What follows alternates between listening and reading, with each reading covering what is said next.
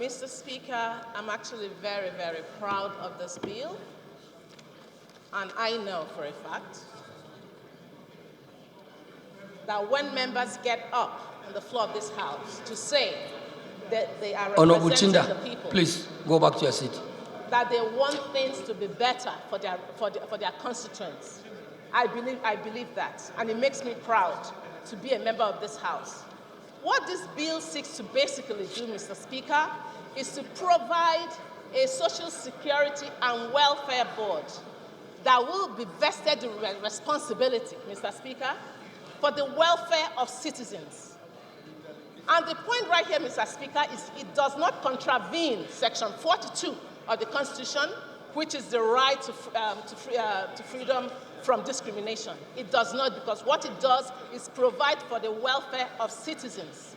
And it goes further to say, especially disadvantaged persons, children, women, the handicapped, the sick, the aged, the unemployed. Mr. Speaker, with this, it cannot contravene Section 42. And Social Security basically creates welfare, provides for welfare of the disadvantaged persons. Who here really wants to be a disadvantaged person? It's for everyone, but if you feel you're disadvantaged, of course you can key into it. And it's very important to understand that Social Security wealth and welfare system is different from the traditional pension scheme, because I'm going to enumerate the areas of funding. First of all, Social Security and welfare scheme has two basic principles. It operates on two basic principles, and these are equity and adequacy. For equity, Mr. Speaker, it basically is you get what you put in. You get out what you put in. But for adequacy, Mr. Speaker, Social Security scheme works on the fact that it creates a higher proportion for people at their lowest ebb. There will be situations where people are employed, maybe will lose their employment, or maybe they will have temporary disability. In such areas, Mr. Speaker, you have a system that will cater to those people.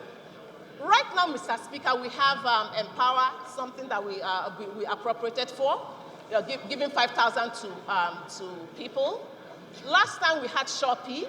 The other time we had Mansa. These are policies. Should we continually have policies? We should institutionalize our system. We should institutionalize our social welfare system. In most countries in the world, that is the practice. Even coming to our Africa. In South Africa, they have it.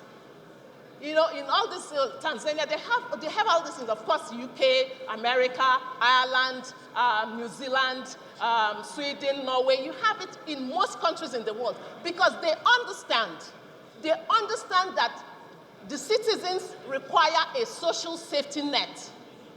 Without a social safety net, it has a lot of negative impact. For example, we always talk about how there's corruption in Nigeria.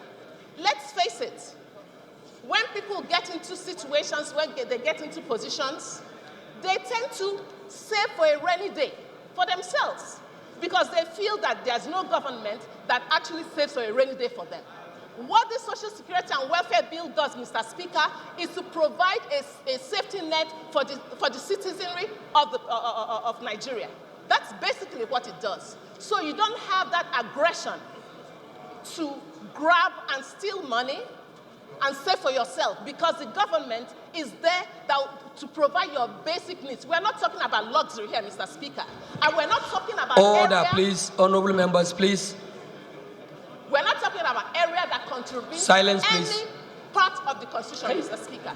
In fact, Social Security welfare system has been adjudged to be the most successful anti-poverty system in the whole world for any country that uses it. So I don't see why Nigeria should continually have policies of Shopee, policies of Empower, when we can institutionalize this system and have it and let the Nigerian people have ownership of it.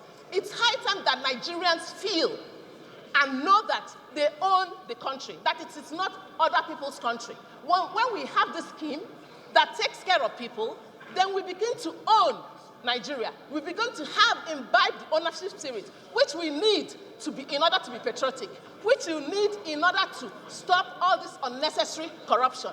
So, Mr. Speaker, this bill is extremely important, and I tell you, Nigerian people will be very happy with this House, because what we are doing is making sure that we cater for the needs, for the basic needs of the Nigerian people. We are not looking out for the rich. We are looking out for everyone. And we are saying that we are Nigerians, and everybody out there also are Nigerians. And it will be very sad if anyone gets up in this House, Mr. Speaker, and goes against this people's bill. This people's bill that will actually cater for the welfare of the people. There is no reason whatsoever, Mr. Speaker, for anyone to go against the welfare of the Nigerian people. Thank you very much, Mr. Speaker.